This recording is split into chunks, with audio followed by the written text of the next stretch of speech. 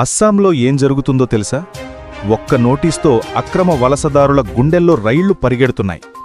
నిన్న మొన్నటి వరకు అస్సాం అంటే గొడవలు, బార్డర్ ఇష్యూస్ అని మాత్రమే వినేవాళ్లం.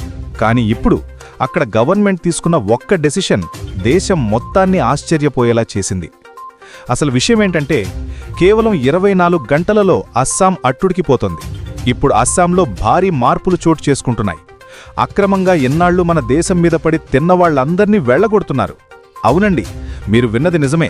సోనిత్పూర్ డిస్ట్రిక్ట్లో 5 వ్యక్తులను ఫారినర్స్గా ఐడెంటిఫై చేసి వాళ్లని దేశం విడిచి వెళ్లమని ఆర్డర్స్ పాస్ చేశారు. ఆ క్షణమే అస్సాం హిస్టరీలో ఒక కొత్త చాప్టర్ ఓపెన్ అయింది. పులి పంజ విసిరితే ఎలా ఉంటుందో ఇప్పుడు అక్రమంగా వచ్చిన వాళ్లకు ప్రాక్టికల్గా అర్థమవుతుంది. అసలు ఇదంతా ఎలా సాధ్యమైంది? 75 ఏళ్లుగా మూలన పడి ఉన్న ఒక పాత చట్టం ఇప్పుడు సడన్గా ఎలా నిద్రలేచింది? దీని వెనకున్న అసలు స్టోరీ తెలిస్తే మీకు మైండ్ బ్లాక్ అవడం గ్యారంటీ. ఈ వీడియోలో మనం దీని గురించి పిన్ టు పిన్ డీటెయిల్గా డిస్కస్ చేసుకుందాం. అంతకంటే ముందు మీరు మా ఛానల్ సబ్స్క్రైబ్ చేసుకోకపోతే వెంటనే సబ్స్క్రైబ్ చేసుకోండి. కామెంట్ సెక్షన్లో జై హింద్ అని రాయడం మర్చిపోకండి. నిజానికి 1950లోనే అస్సాం నుంచి అక్రమ వలసదారులను పంపించడానికి ఒక చట్టం వచ్చింది. దాని పేరు immigration expulsion from Assam act. కానీ అది ఇన్నాళ్లు పుస్తకాల్లో తప్ప గ్రౌండ్ లెవెల్లో ఎప్పుడూ ఇంప్లిమెంట్ అవ్వలేదు. మన పెద్దలంటారు కదా, కత్తికి పదును లేకపోతే అది ఇనుపు ముక్కతో సమానమని. ఇన్నాళ్లు ఈ చట్టం పరిస్థితి కూడా అలాగే ఉంది. కానీ 2025లో అస్సాం సీఎం హేమంత్ బిశ్వా శర్మ దాన్ని దులిపి బయటికి తీశారు. ఆయన బిహేవియర్ చూస్తుంటే ఒక విషయం క్లియర్గా అర్థమవుతోంది. ఇక దయా దాక్షిణ్యాలుండవు, కేవలం యాక్షన్ మాత్రమే ఉంటుంది. అక్రమంగా వచ్చిన వాళ్లు కోర్టుల చుట్టూ తిరగటం, స్టే ఆర్డర్స్ తెచ్చుకోవడం, అప్పీళ్లు చేసుకోవడం ఇక కుదరదు. డైరెక్ట్గా 24 గంటల టైమిస్తారు. ఆ లోపు పెట్టాబేడా సర్దుకుని బార్డర్ దాటి వెళ్లిపోవాల్సిందే.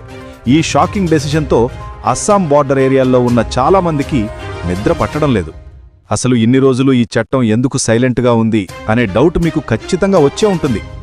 మన దేశం స్వాతంత్ర్యం వచ్చిన కొత్తలో అప్పటి ప్రధాని నెహ్రూ గారు పాకిస్తాన్తో రిలేషన్స్ దెబ్బతింటాయనో లేదా మైనారిటీల రక్షణ పేరుతోనో అస్సాం గవర్నమెంట్ని అప్పట్లో కంట్రోల్ చేశారు.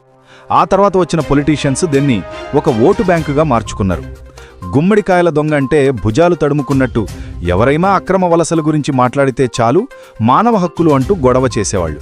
దీనివల్ల ఏమైంది? మెల్లగా పక్కదేశం నుండి జనాలు రావడం, అస్సాం అడవుల్లో నదీ తీరాల్లో సెటిల్ అయిపోవడం స్టార్ట్ చేశారు. ఎంతలా అంటే చాలా జిల్లాల్లో స్థానికంగా ఉండే గిరిజనులే మైనారిటీలైపోయే పరిస్థితి వచ్చింది. వాళ్ల సొంత గడ్డ మీదే వాళ్లు పరాయి వాళ్లయ్యారు.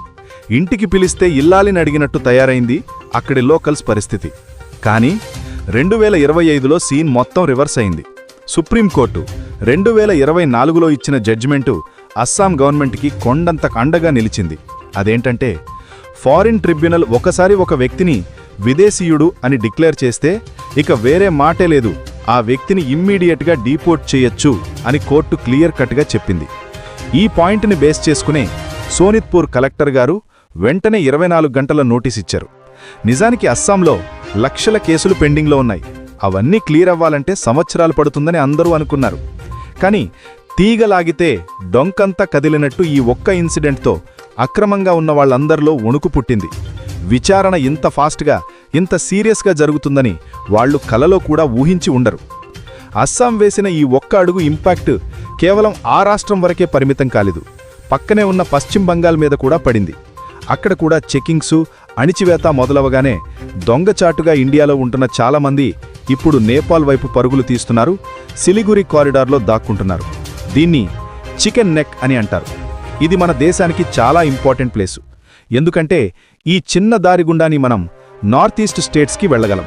ఇప్పుడు అక్రమ వలసదారులు అక్కడ గుమిగూడటం అనేది మన సెక్యూరిటీకి పెద్ద ముప్పు. కానీ అస్సాం తీసుకున్న యాక్షన్ వల్ల వాళ్ళు అక్కడి నుంచి కూడా పారిపోవాల్సిన సిచ్యువేషన్ వచ్చింది. దీన్ని బట్టే అర్థం చేసుకోవచ్చు ఈ 24 అవర్స్ రూల్ ఎంత పవర్ఫుల్గా పనిచేస్తుందో. పాము చావాలి కర్ర విరగ్గూడదు అన్నట్టు ఇన్నాళ్లు మేనేజ్ చేసిన పొలిటిక్స్ ఇప్పుడు పనిచేయడం లేదు. డైరెక్ట్గా పాముని కొట్టేస్తున్నారు. కేవలం వెళ్లగొట్టడమే కాదు, అస్సాం గవర్నమెంట్ ఇంకో అడుగు ముందుకేసి బోర్డర్ సెక్యూరిటీని టైట్ చేయడం, భూముల రికార్డులను డిజిటల్గా వెరిఫై చేయడం కూడా స్టార్ట్ చేసింది. ఎందుకంటే అక్కడ ఒక పెద్ద మాఫియానే నడుస్తోంది. బంగ్లాదేశ్ నుండి రావడం, ఇక్కడ లోకల్ వాళ్లతో కలిసిపోయి దొంగ రేషన్ కార్డులు, ఫేక్ ఓటర్ ఐడీలు, నకిలీ బర్త్ సర్టిఫికేట్లు సృష్టించడం ఇదో పెద్ద దందా. వీళ్లకు లోకల్గా కొంతమంది సపోర్ట్ కూడా ఉంది. అందుకే ఇన్నాళ్లు ఎవరు లోకల్, ఎవరు నాన్ లోకల్ అని కనిపెట్టడం పోలీసులకు తలకాయ నొప్పిగా ఉండేది. కానీ ఇప్పుడు టెక్నాలజీ మారింది. గవర్నమెంట్ డిజిటల్ మ్యాపింగ్ వాడుతూ ఈ దొంగ రికార్డులన్నింటినీ ఏరిపారేస్తోంది. దొంగలు పడ్డ 6 నెలలకు కుక్కలు పొరిగినట్టు కాకుండా దొంగ ఇంట్లో అడుగు పెట్టకముందే అలారం మోగేలా సిస్టమ్ని సెట్ చేస్తున్నారు. రాజకీయంగా చూస్తే ఇది చాలా పెద్ద గేమ్ చేంజర్. ఇన్నాళ్లు ఈ అక్రమ వలసదారులను ఓటు బ్యాంకుగా వాడుకున్న పార్టీలకు ఇప్పుడు దిమ్మ తిరిగిపోతోంది. వాళ్ల స్ట్రాటజీలన్నీ ఫెయిల్ అవుతున్నాయి. ఎందుకంటే సామాన్య ప్రజలు ఇప్పుడు రియలైజ్ అయ్యారు, భద్రత, మన కల్చర్, మన జనాభా అనేది ఎలక్షన్ స్లోగన్స్ కాదు, ఇవి మన పిల్లల భవిష్యత్తు అని అందరికీ అర్థమవుతోంది. హ్యూమన్ రైట్స్ ఆర్గనైజేషన్స్ వాళ్లు అయ్యో పాపం అంటూ గొడవ చేస్తున్నా సుప్రీంకోర్టు ఆర్డర్ చేతిలో ఉండటంతో గవర్నమెంట్ ఎక్కడా తగ్గేదేలే అంటోంది.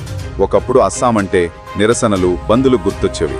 కానీ ఇప్పుడు ఒక స్ట్రాంగ్ అడ్మినిస్ట్రేషన్ కనిపిస్తోంది. ఇంకో ఇంట్రెస్టింగ్ విషయం ఏంటంటే ఈ వలసదారులు కేవలం ఉండటమే కాదు, అస్సాం సంస్కృతిని కూడా డామినేట్ చేయడానికి ట్రై చేస్తున్నారు అనేది అక్కడి లోకల్స్ ప్రధాన ఆరోపణ. గిరిజనుల భూములను, గుడిమాన్యం భూములను కబ్జా చేయడం వల్ల చాలా గొడవలయ్యాయి. తిన్నింటి వాసాలు లెక్కపెట్టడం అంటే ఇదేనేమో. ఆశ్రయమిచ్చిన దేశంలోనే అలజడి సృష్టిస్తున్నారు. అందుకే ఇప్పుడు లోకల్ పబ్లిక్ కూడా గవర్నమెంట్కి ఫుల్ సపోర్ట్ ఇస్తున్నారు. మా భూములు మాకు కావాలి, మా ఐడెంటిటీ మాకు కావాలి అని గట్టిగా డిమాండ్ చేస్తున్నారు. అస్సాం తీసుకున్న ఈ నిర్ణయం ఒక సమస్యను పరిష్కరించడానికి దశాబ్దాల అవసరం లేదు. గట్టి పొలిటికల్ విల్ పవర్ ఉంటే గంటల్లో పరిష్కరించవచ్చు అని ప్రూవ్ చేసింది. ఇది దేశం మొత్తానికి ఒక మోడల్లా మారుతోంది. ఒక కన్ను మూసుకొని ఒక కన్ను తెరిచి పాలన సాగించిన రోజులు పోయాయి. ఇప్పుడు 2 కళ్ళు తెరిచే ఉన్నాయి. అక్రమంగా బోర్డర్ దాటి వస్తే వెనక్కి వెళ్లక తప్పదు అనే మెసేజ్ బంగ్లాదేశ్ బోర్డర్ దాకా బలంగా వెళ్ళింది. ఇప్పుడు దేశం మొత్తం అస్సాం వైపు ఇంట్రెస్టింగ్గా చూస్తోంది. ఎందుకంటే ఇలాంటి సమస్య జార్ఖండ్, వెస్ట్ బెంగాల్, బీహార్ లాంటి రాష్ట్రాల్లో కూడా ఉంది. అక్కడి ప్రభుత్వాలు కూడా అస్సాంను చూసి నేర్చుకుంటాయా, లేక ఇంకా ఓటు బ్యాంక్ రాజకీయాలకే మొగ్గు చూపుతాయా అనేది చూడాలి. ఏది ఏమైనా అస్సాం మొదలుపెట్టిన ఈ క్లీన్ డ్రైవ్ దేశ సరిహద్దు భద్రతకు ఒక కొత్త దారి చూపిస్తోందనడంలో సందేహం లేదు. రాబోయే రోజుల్లో ఇది ఇంకా ఎన్ని మలుపులు తిరుగుతుందో చూడాలి. ఎందుకంటే మొదలు పెట్టడం కష్టం, కానీ మొదలు పెట్టాక ఆపడం ఇంకా కష్టం. అస్సాం ఇప్పుడు టాప్ గేర్లో ఉంది.